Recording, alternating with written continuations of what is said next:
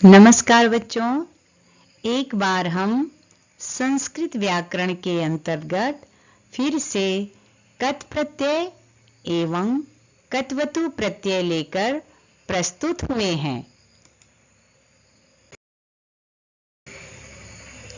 कत् प्रत्यय और कत्वतु प्रत्यय की परिभाषा एवं उनके उदाहरण के बारे में समझते हैं।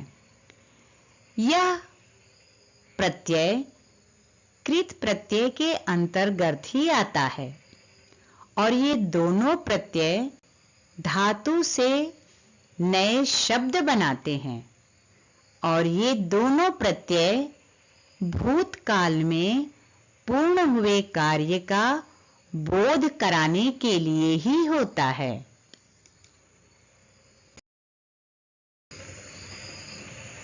कत् प्रत्यय की परिभाषा समझते हैं। कत् प्रत्यय धातु के साथ लगने पर भूतकाल में संपन्न कार्य को, प्यारे बच्चों आप यहां ध्यान दीजिएगा कि पूर्ण हुए कार्य को, संपन्न कार्य का बोध कराता है, यानी जो कार्य पूरा हो चुका है। आप यहां पर कुछ संस्कृत के मूल धातु देख रहे हैं और जिनमें कत् प्रत्यय लगाकर हमें इन शब्दों की प्राप्ति हुई है, जैसे कृतः, गतः, पठितः, लिखितः आदि। जिस प्रकार से कत्वतु प्रत्यय का पुल्लिंग, स्त्रीलिंग, नपुंसक लिंग रूप चलता है, ठीक उसी तरह से कत् प्रत्यय का भी तीनों लिंगों में इनका रूप चलता है।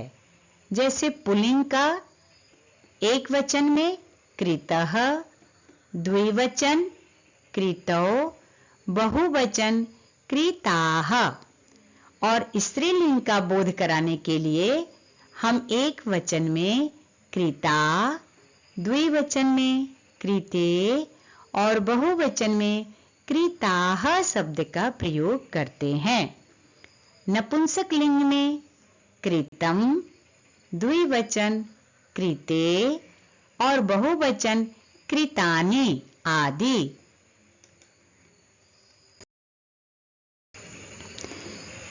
कत् प्रत्यय के कुछ उदाहरण देखते हैं।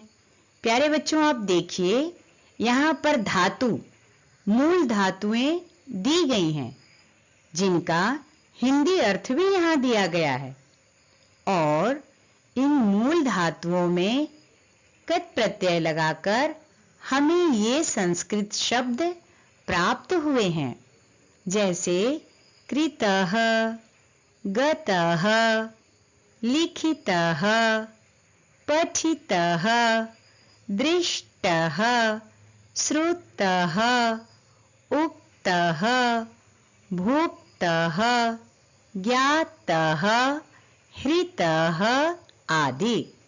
अब आप देखिए, यहाँ पर जो इस हिंदी अर्थ है वह हमें भूतकाल क्रिया का कार्य समाप्त होने का बोध कराता है, यानी ये सारे कार्य संपन्न हो चुके हैं।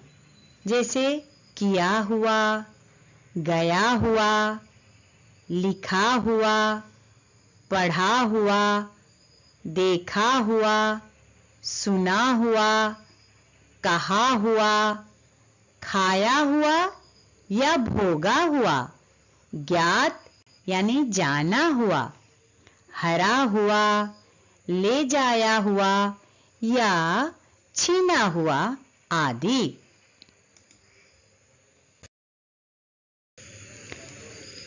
अब कत् प्रत्यय कार्य का बोध कैसे कराता है, यानी जब हम धातु में कत् प्रत्यय जोड़ते हैं तो यह हमें यह बात बताती है कि वो कार्य पहले ही पूरा हो चुका है। यह कार्य करने वाले कर्ता पर नहीं, प्यारे बच्चों यहाँ ध्यान दीजिएगा कि ये कर्ता पर नहीं बलिक पूर्ण हुए कार्य के परिणाम पर बल देती है।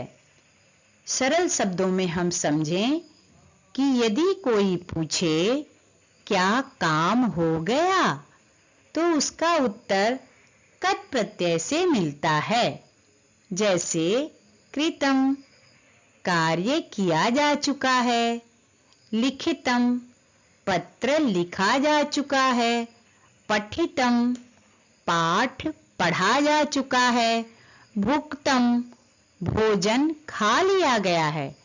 यहाँ यह नहीं बताया जा रहा है कि किसने कार्य किया, बल्कि केवल यह बताया जा रहा है कि कार्य पूर्ण हो चुका है।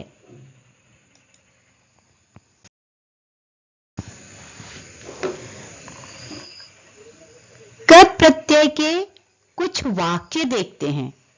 जैसे यहाँ कार्यम कृतम यानी कार्य हो गया, पत्रम लिखितम पत्र लिखा गया, रामः गतः राम गया, सीता गता सीता गई, पुस्तकम पठितम किताब पढ़ा गया, जलम पीतम जल पिया गया, फलम खादितम फल खाया गया, ग्रामः दृष्टः गांव देखा गया, प्रश्नः पृष्टः प्रश्न पूछा गया, गीतम श्रुतम गीत सुना गया।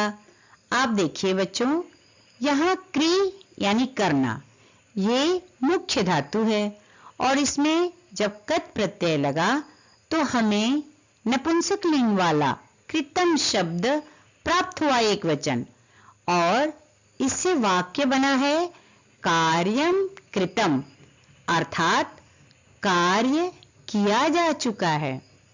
यहाँ पर ध्यान दीजिए, कार्य पूरा हो गया, किसने किया इस पर बल नहीं दिया गया है, इसे नहीं बताया गया है। यह बता रहा है कि कार्य पूरा हो गया।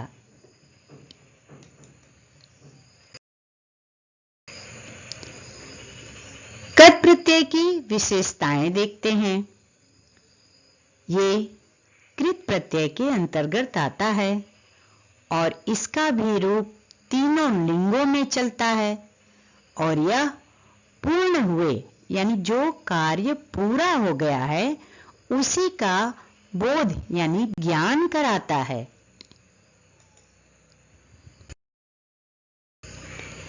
अब हम कत्वतु प्रत्यय की परिभाषा देखते हैं। कत्वतु प्रत्यय भी धातु के साथ लगकर कार्य करने वाले कर्ता का बोध कराता है। प्यारे बच्चों, कत प्रत्यय में कार्य का बोध हो रहा था, अभी कर्ता का बोध हो रहा है। और जब मुख्य धातु में हम कत्वतु प्रत्यय लगाते हैं तो हम इन शब्दों को पाते हैं, जैसे कृतवान, गतवान, लिखितवान, पठितवान।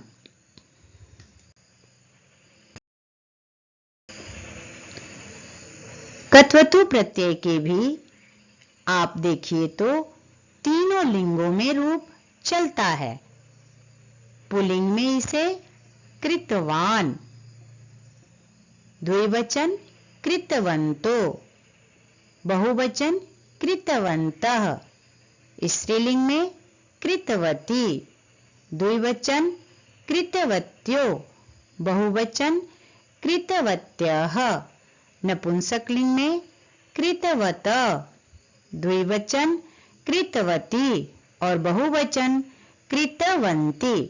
प्यारे बच्चों, जैसे मैंने बोला वह लड़का विद्यालय गया, तो हम यहाँ पर रूप लिखेंगे, वाक्य में संस्कृत में वाक्य बनाएंगे, सः बालकः विद्यालयं गतवान।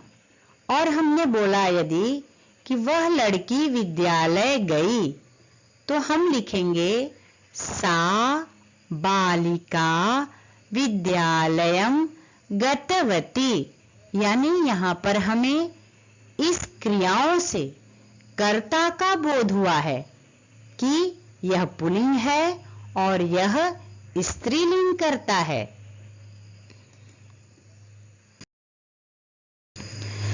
अब कत्वतु प्रत्यय के वाक्य के कुछ उदाहरण देख लेते हैं। जैसे रामः विद्यालयं गतवान, राम विद्यालय गया। सीता पुस्तकम पठितवती, यहां देखिए स्त्रीलिंग है, इसीलिए यहां पर पठितवती लिखा गया है, यानी सीता पुस्तक पढ़ी। अहम कार्यम कृतवान, मैंने कार्य किया। वयम पत्रम लिखितवन्तः, प्यारे बच्चों देखिए यहाँ पर वयम बहुवचन है, इसीलिए इस क्रिया को भी बहुवचन लगाया गया है। बालकः फलम खादितवान, बालक ने फल को खाया। बालिका गीतम गायतवती, लड़की ने गीत को गाई।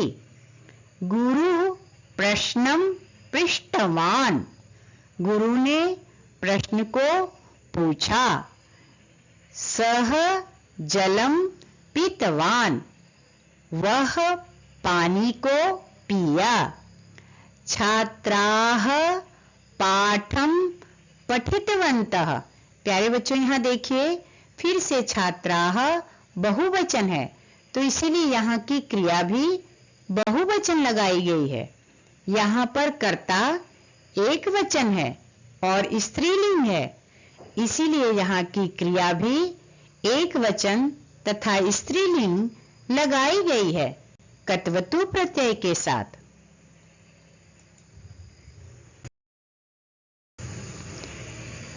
कत्वतु प्रत्यय की विशेषताएं देखते हैं। यह भी कत प्रत्यय की तरह कृत प्रत्यय का ही अंतर्गत आता है और यह कर्ता को बोध कराता है। ध्यान रहे बच्चों, कत प्रत्यय हमें कार्य का बोध कराता है, लेकिन कत्वतु प्रत्यय कर्ता का बोध कराता है और इसका भी अर्थ भूतकाल में पूर्ण किए गए कार्य को ही व्यक्त करता है।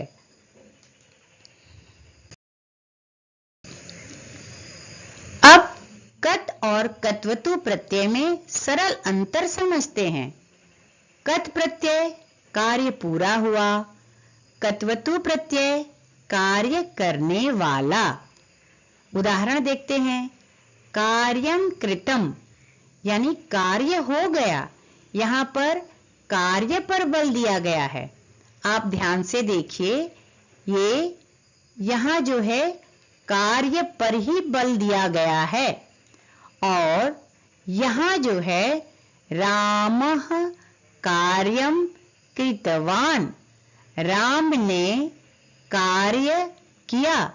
यहाँ देखिए कर्ता पर ही बल दिया गया है, यहाँ कर्ता पर ही बल दिया गया है। इस प्रकार से हम समझते हैं कि पत्रम लिखितम, पत्र लिखा गया या लिखा जा चुका है। रामः पत्रम लिखितवान, तब यहाँ पर कर्ता का ज्ञान होता है कि राम ने पत्र लिखा है। पाठः पठितः, पाठ पढ़ा जा चुका है। छात्रः पाठम पठितवान, यहाँ पर छात्र यानी कर्ता का बोध कराता है। इस सूत्र को विद्यार्थी बहुत सरल तरीके से याद कर सकते हैं कि कत और कत्वतु प्रत्यय में क्या अंतर दिखाई देता है।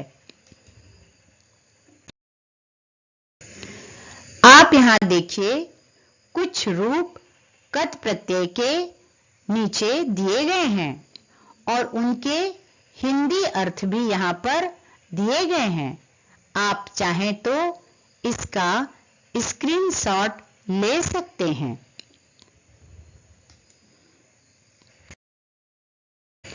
प्यारे बच्चों, यहाँ पर भी कुछ मूल धातु संस्कृत के दिए गए हैं और यहाँ पर कत्वतु प्रत्यय लगाकर उनसे बने हुए शब्द जो कि पुल्लिंग में हैं यहाँ दर्शाए गए हैं और यहाँ पर उनके हिंदी अर्थ भी लिखे गए हैं।